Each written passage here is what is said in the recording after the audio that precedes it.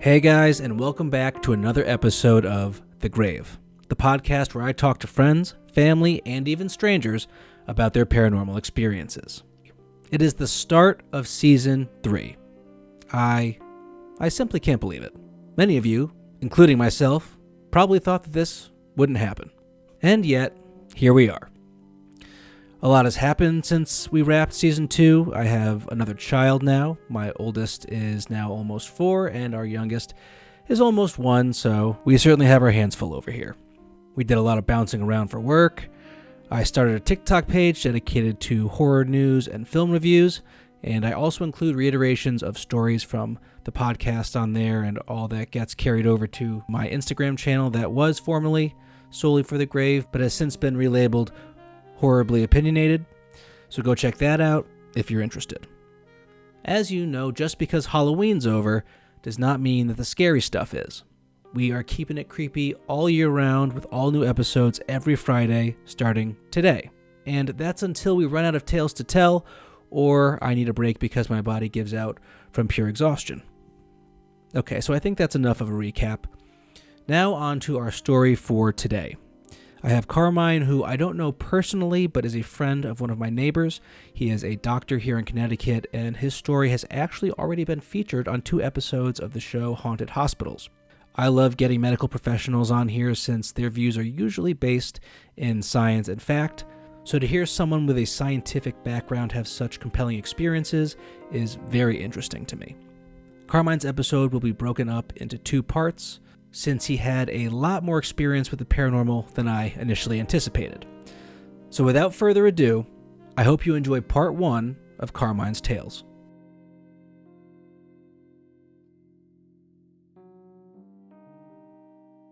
You there, Carmine? Hey, can you hear me? Yes, hey. Hey, how are you? I'm good. How are you, man? Good. Thanks for reaching out. I appreciate it. No, thanks for doing this. I'm really excited actually.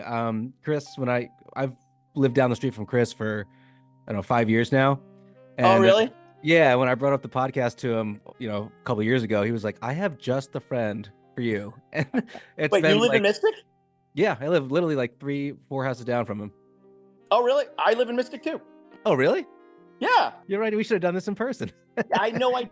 I definitely would have done that if it was easier. But yeah, I had no idea. Yeah, no, that's completely fine. I mean, I do 90% of these via Zoom, Okay. so that's fine. That's so funny. Awesome. So again, thanks for doing this. I guess first, I know you through Chris, but I don't really know you. How do you and Chris, like how far do you guys go back? We just met when he used to work at Red 36. Oh, all right. Yeah, I used to frequent that establishment quite a bit back in the day. And then we just got really friendly and we exchanged numbers and we would hang out. And I see him every now and again. Got it. Okay, cool. That's good. I love that guy. He's a great guy. Yeah, he's a real good guy. Super down to earth. I've had some good nights with him myself. So Yeah, me too. both you and Chris have told me you have had the you've been on Haunted Hospitals on the Travel Channel. Yeah. How did that process start? Were they like doing call outs and you were like, "Oh, I have a story, let me." Yeah, it was so funny. I mean, I've had experiences since I was a kid. So oh, really? I Goes that far? Oh, yeah. Yeah, I mean, I'll get into that later on, but yeah, I've had experiences as a kid, but kind of as like, a toddler and a single digit 6, 7, 8-year-old, I had lots of experiences. They kind of went away, high school, college, and then they came back after. And then when I had some really, really interesting, really wild experiences, I just happened to meet, I don't know do you know Joe Citrone? He lives in Rhode Island, right in Westerly. He used to work at what the hell those the Renegade gyms, and I don't know where he works now, but he was a ghost investigator. He knows the guys from Ghost Hunters, and so cool. I knew him from the gym, and so I just reached out to him, and he knows a lot of people, so he got me hooked up with the people to talk to about for Haunted Hospitals. Awesome, cool. And you said you did 2 episodes of that? Yeah, because it was a long story, so they fit me in for two seasons. I think I probably had more experiences than most ghost hunters had. I mean, I've seen it all. Cool. Then I think what I'd love to do is just jump right in, and if as best you can, kind of go chronologically. I didn't even realize you had stories starting as young as you did, so Sure. maybe kind of the the more hard hitting ones from your childhood, and then we can move on to the hospital. Yeah. Perfect. I'll take you back. geez, well, I'm 53 now, so I was born in 1970. So these experiences started in my first home in Brooklyn, New York. I was probably I would imagine 4 or 5, where I have these horrific nightmares about these little green creatures, not green, pardon me, little brown creatures. Mm-hmm. And they would laugh at me every night. So I'm a kid. So you'd think, okay, these are dreams. I'd wake up screaming, run to my parents' room or jump in my brother's bed, terrified. After a while, and I know like I'm a kid and I but after a while, in the corners of the room, you'd see things move that look just like these things in my dream. And when I was a kid, I used to call them the ha-has because they would ha-ha laugh at me all the time. Okay. So that's what I called them as a kid. And they would just taunt me for years. And, I would say maybe from like 4 to 6, like that kind of kindergarten, just a little bit after that. Sure. And my parents were like, oh, you just have really bad dreams. But I'm telling you, it was more than a dream. Because, I dream every night. And I know what a dream is like. Yep. This was not that. This was something else. Would you say that it was because I've done a past episode on like sleep paralysis? Would you say it might have been a form of something like that? That's a great question. As a physician, I thought that through. No, this was me sitting up and like wake up, and they would still be there, but they'd just be like in the corners of the room, and you could see them. They were like, I don't know, maybe 2-3 feet tall, but they would only be there for like a second or two, and they'd like smile and they'd be gone. At that time, I had a very strange dream, and I had it again about just a few years ago. It's this being was in my room. It wasn't a man or a woman. It was kind of both. It was like blonde, like bleach blonde hair, but it wasn't, again, it was a humanoid, but it wasn't a man and it wasn't a woman. I couldn't tell what sex it was, what gender. No facial features that were like no, just like a Caucasian bleach blonde hair, fair skinned, just kind of a pointed nose, human, like a human, but not a human. Right. Okay. And it was weird. So here I am as a kid. Now I'm dreaming about these things again, and then I wake up, and I this was still part of the dream. This was like a dream state where I see this person standing there, and the room is turned color. And I'm like, calling out for my mother, my father. I'm like, where am I? And she looks at me and just screams, "You're in hell." That never left me. And then I'll talk later on. I had that same being came back, exact same being. Later on in life, when I'm an established adult, doctor, father, everything, it came back again. All right. Weird. Wow. Yeah. Cool. So that was the kind of the scary part of my. I honestly, I truly look. I'm a reasonable guy. I'm a doctor. I rely on objective data. I don't take this stuff lightly, and I'm not here to. I'm getting nothing out of this. I'm just sharing my experiences with you. Right. Yeah. 100%. And so that kind of slowly died down. And then about that time, I also saw the strangest UFO ever. Oh my God, you're getting it all from all ends, huh? Yeah. And this is just when I was a kid, and it was Christmas Eve, and it was really strange. So here I am. I'm like 6 or 7, and I still believe in Santa Claus. And I'm looking out the window, and I'm like, I really wish I could see Santa. I put that thought out there. As soon as I said that, these 4 cubes, I can guesstimate they're probably maybe like 3 feet by 3 feet by 3 feet. They were like nice sized cubes. Yeah. Each one was a different color. There were 4 of them. They were all right in a row, and they would just go up and over the pitches of the house. Like the houses, like all the houses had pitches, a triangle, and they would just go over them, and it just flew across my block. Was it in the distance, or like the house is next door? So I'm looking out the back window, and maybe like 100 feet away is the next house, and it flew right over the house, so and it kept flying. Close. Very close. That's why I could guesstimate the size of the boxes. Gotcha. They were glowing cubes. Each was a different color. One was green, one was blue, one was red, and one was, I believe, orange. Jeez. And it's clear as day. And I looked that up. I can never find another UFO sighting like that. That sounds fairly unique to see multiple cubes. There were 4 cubes, but they were just right next to each other. They weren't attached by anything, but they just right on each other. Did they And move in like unison type of thing? just as a unit, like attached, like almost by like a train. Perfect unison. You heard no sound, no kind of propulsion. It was just four cubes moved without a sound and just over the pitches of the houses. Huh. Just like on your block, like down there, just like it would just be like inches above the roof. Yeah. And just glide right across. Wow. And then they just disappeared like into the distance? Then it just disappeared, which I thought maybe was like, oh, maybe that's Santa Claus, how we see him, because it was just this weird thing on Christmas Eve. Right. Yeah. As a kid, you might be like, yeah, it's just Santa in different. Yeah, that's what I thought. I was like, oh my gosh. But now later on, I'm like, what was that? Especially now, there's so much out there. It's not taboo or shameful to talk about UFOs. Right. So who the heck knows? Well, I will say, so just before we move on, I did have a quick question. You kind of brought it up a little while ago. As a medical professional, I mean, clearly you like myself believe in the paranormal, but have you ever been swayed by the kind of field that you're in to be like, oh, I didn't sleep well one night, or I'm overtired, or whatever the case is. Maybe there's some other reason. Have you ever like try to rationalize it in a way where? Oh, definitely. Especially when I'll talk to you later on. When I started seeing these, like again, I don't know what any of these things are. Call them shadow beings. When I started seeing those in the hospital, at first I'm like, oh, it's just a shadow, or it's just a play on light. Mm. So yeah, I try to rationalize. As a kid, it's different. You see it, you believe it. Right. But as adults, there are some things I initially rationalized away, but there are some things you just can't. Right.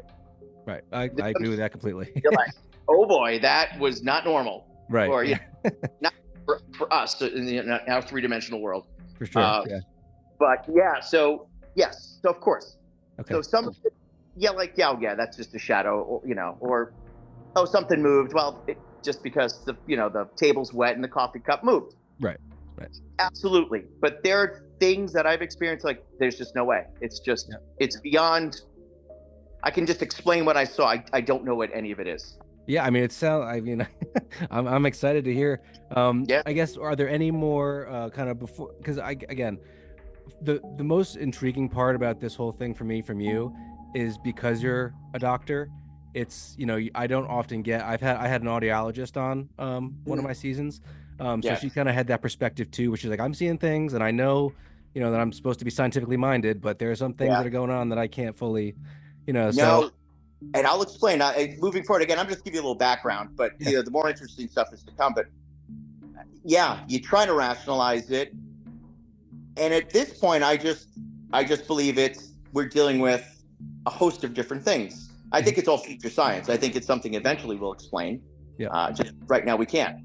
Right. But the things I've experienced, it's not like, oh, that was just a trick of the light, or a ball lightning or something like that. These are weird, crazy stuff. Well, also clearly so impactful that you're like caused you to take severe, like certain notice of it. You're like, holy shit. Oh gosh, yeah. No, it led me on a track for a long time. I was investigating paranormal things, just to try to get an idea. And again, I'll go over things I've found and I've seen, but I just can't tell you what anything is. I could speculate, but I have no idea. That's fine. I don't need answers. I have none to give. I could just share my experiences. That's fair. That's why we're here. Yeah. So after probably, the grade school, things just kind of faded away. You start growing up, you play sports, you have your friends, and that's that. Yeah. So really, things didn't pick up for me until I would say 2014. Here I am now.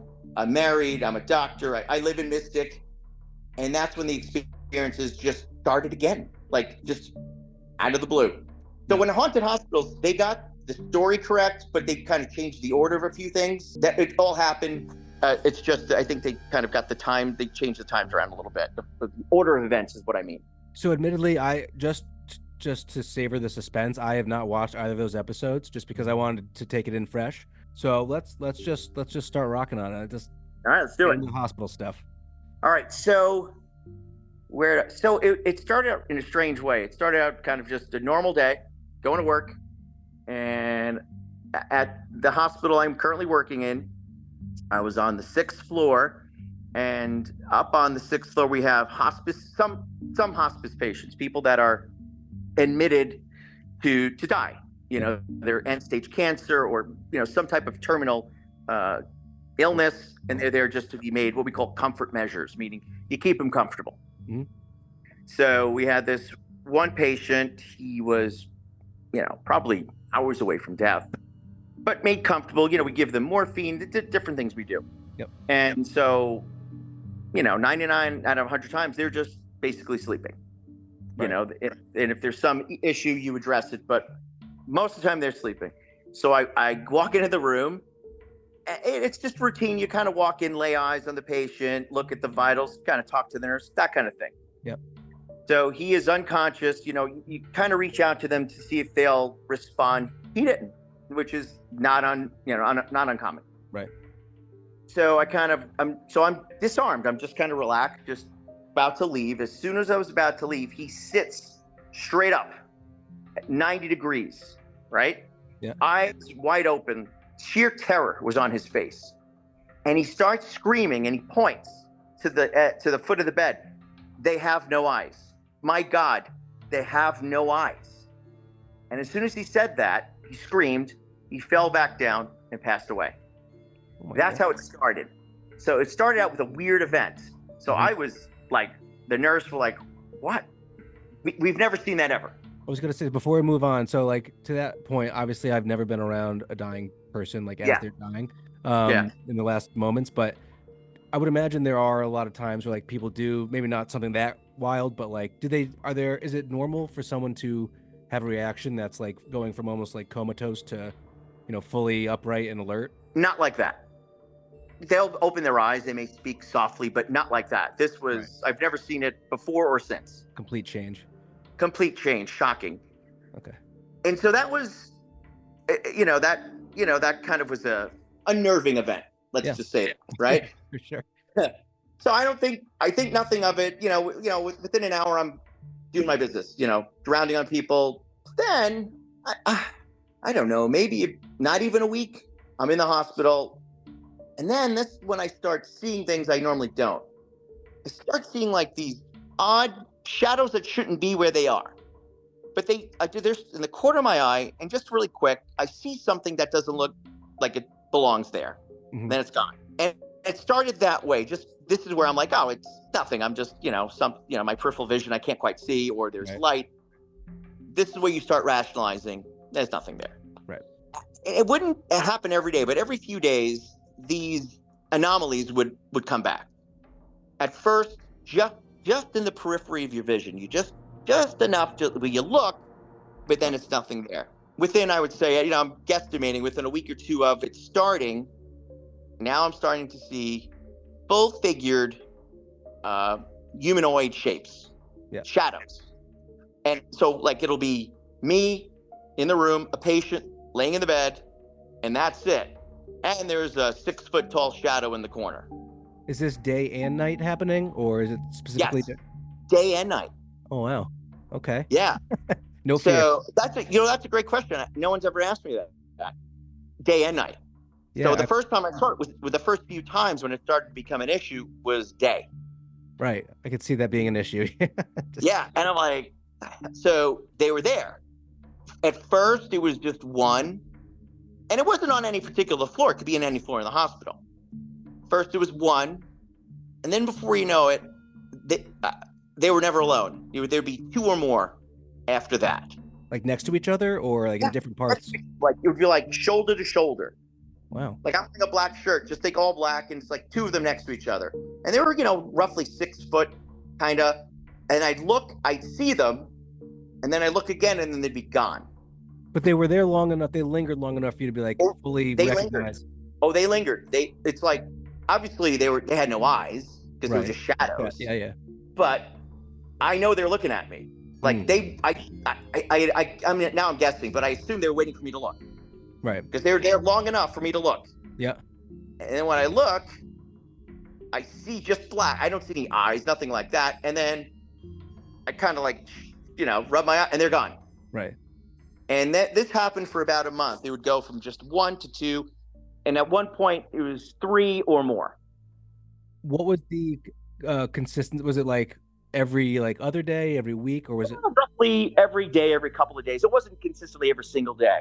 And it would be quick. Like you'd look, then there's three of them, and then they're gone. Right. Strange. So I was like, all right, what's happening here? What's going on? Yeah. So this is where my friend, Joe, who, I just need to pick your brain. And this kind of started the beginning of our friendship because I was picking his brain for years after because there was so much stuff. Yeah. And it's like, well, take me through it. What do you think? And then I'd go over the case. I'd say, look, these shadow things. He's like, well, do you remember anything recently, something odd, something emotional, something scary happened? I was like, wait a second. That patient who sat right up and yelled, they have no eyes. So I spoke to a few, again, they're experts. I don't know what that means, but I spoke to a few guys and they were all consensus. And these were all I spoke to separately. They thought maybe something was opened up at the time. I don't know what that means. Something was brought in, or it just happened to be in the wrong place at the wrong time. Right. Where something was present in the room with me and that patient, and then maybe they have some odd attachment to me. Yeah. I don't know. Okay. So this would go on probably for the next month. And so now I'm freaking out. So I'm not comfortable with this. That's why I'm reaching out to different people. I'm not ignoring it. I'm on it. I'm like, what is this? I saw this. Yeah. Yeah. And then the problem went from 0 to 60 overnight. Because one night I went home and I saw the same thing in my daughter's room. I was just about to ask if it eventually. They followed me home. Okay. Wow. Yes. Oh, They never said a word. They would just be there, and they would only be in one room, my middle daughter's room, only. Did she ever acknowledge them or no? No, and I never told her. She knows now, but at the time, I didn't want to alarm anyone. Right. Because they never hurt me. They never seemed to do anything. But now I feel like I have this hitchhiker. Something. And then this is where a few of my friend and then his colleagues thought, well, you definitely picked something up from the hospital and it's now following you home. Right. My thing is this, I don't have the power of discernment. I don't know if this is something that's evil. I don't know if it's something benign or neutral. I don't know. Mm-hmm. But now it's in my daughter's room. Right. And I'm like, oh no, like I need to do something. I was like, well, what can I do to get rid of this? So I don't know why. I'm a Christian. I was raised Christian. I'm like, well, at the time I was listening to some Christian podcasts. I'm like, let me start playing some Christian podcasts in that room. Just let's see. It was just a dumb idea, but I'm like, let's see if it would work. I think it worked because then I wouldn't see them for about a couple of weeks, and then I would stop, and then they'd come right back. My friend Joe, once again, he had someone they do cleansings. Mm-hmm. So they came to the house, they cleansed the house, and I never saw anything at the house again after that. I don't know what that means, and then then after the cleansing back at the hospital, I would start to see them less and less until eventually I never saw them again. So maybe the cleansing kind of weakened whatever connection. Possibly, at the hospital, I couldn't tell anybody. I mean, I told just a few friends. Right. Here I'm a doctor at a hospital. I can't be telling my colleagues, hey, you want to see a shadow person? Like, right. No, not a good look. No, that's not a good look. So I let that go.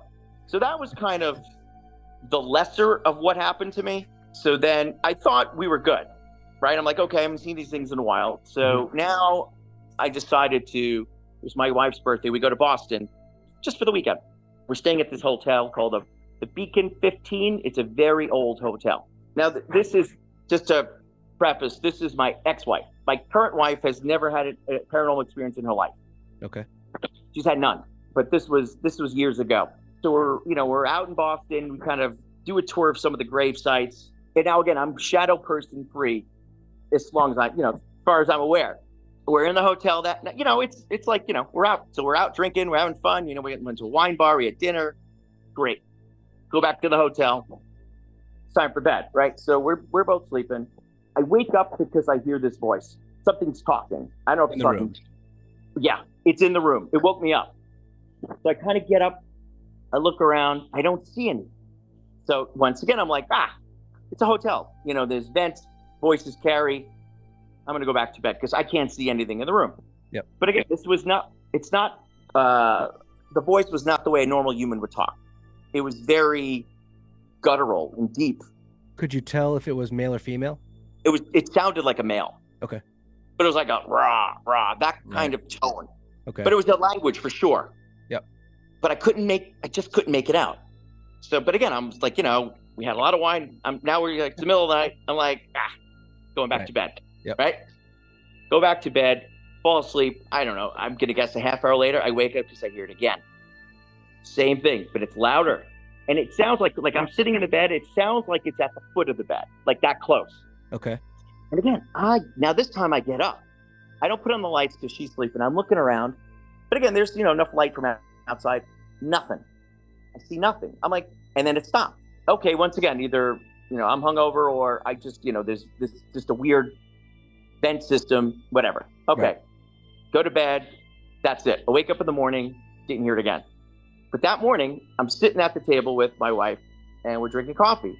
And she's like, hey, did you hear that voice last night? And I said, yeah. As soon as I said that, the room, which was the temperature was set, I think, for 68, It got ice cold. Ice cold. Like the temperature just dropped. Plummeted. Yeah. Like instantly. And then my cell phone was thrown across the room. Thrown clear across the room. Then the temperature went up to normal and it went away. Wow. So, and again, you don't have to believe me. She is a nurse at the hospital I work at to this day. You can ask her. It was the weirdest thing. She won't even talk about it. Like, we're still in good terms. And I'll be like, hey, remember what happened? She's like, don't ever talk to me about it. I don't want to know. Right. So strange. So something was speaking to us in the middle of the night, wanting to make its presence known, I guess. And then threw my phone clear across the room. It literally it just was airborne. Went right over the bed. Did it feel in any way malicious or malevolent? That one felt different. Yeah, because even though the shadow people was unnerving, I never got a bad or good feeling. I didn't know what to make of those things. This was weird because the voice was not friendly, I would, in terms of voices. It wasn't a friendly voice. And the room got ice cold. Yeah. And then the phone was thrown. Now, again, I have no discernment. Was it something trying to warn me of something or I couldn't tell you. Well, I'm not going to pretend to be any sort of expert on the subject, even though I run this podcast. But from what I know of cold spots, like that usually happens in like just a general area for the whole room to get cold. Ice cold. Yeah, it seems like that's a pretty powerful entity or presence or whatever it was. Yeah, so that was that. So that happened. Fast forward a couple months later. Now her and I we're kind of separated. I'm at Red 36. And I'm sitting there with some friends. My phone is on the bar. And then, you don't hit cell phones. They're not light. So it's right on the bar. Yeah. And it's the outside bar, but there's no breeze. And I'm telling my friends about this experience. As soon as I said that, my phone was thrown across the bar again, a second time. Like I'm assuming multiple people saw? Wow. It flew right over the bar. Was Chris there? No. Okay. But the funny thing was, at the same time my phone was thrown, a good friend of mine, her phone was thrown out of her purse in New London at the exact same time. Really? Also witnessed. Now this person was a nurse, so it was thrown out of her purse, and she was there with her friends who were still at the hospital, who could all vouch for that. They're just sitting there. They have no idea what's going on. They're sitting at in New London. And phone is just thrown right over her purse. Was there any connection? Like, that's wild. But was there any connection between you and her? Did she see the shadow figures at all, or no? Huh? That's baffling. Again, I can't. I could just give you all the craziness that's happened, but I can't tell you at all what. So what was that? And it never. So that was then. So the phone was thrown twice. So again, when I was at Red the second time, I'm outside, so I couldn't feel a temperature change. Right. I was at the hotel. It was ice cold. Now I'm in the hospital. And a friend of mine's a patient. So we're sitting down chit-chatting, and I have a stethoscope over my neck. And I'm just going over shadow things. I'm like, gosh, the things I've seen in the hospital and things that happened to me. As we're talking about it, my stethoscope literally flies off my neck. Like it was pulled off and like if someone just behind me just grabbed it and threw it across the room.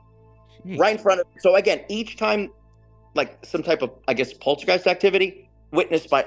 So it's not just me making the. So it happened 3 times when I had that type of activity where things were thrown without any rhyme or reason. But again, the first time when it happened, again, there was the voice. We acknowledged that voice, and then my phone was thrown. The second time, I brought up what happened, and it was thrown. And then the third time, I brought up what happened, and then my set was thrown. Yeah, I was going to say the only connective tissue I can see here is that you were discussing the experience when the experience happened. Crazy. And this was a few years ago, and that's never happened again. Wow. I don't know. Again, I wish I had some insight. Well, just out of curiosity, what did your friend who was sitting there with you do? Was he just like, oh, is that what you're talking about? Yeah, she thought it was a trick. She thought it was a trick. I mean, I would too. Yeah, I'm like, nope. And that, obviously, that's what really got me into the paranormal. Like, okay, what's really happening out here? Obviously, there's this unseen realm that we can't sense, we can't see.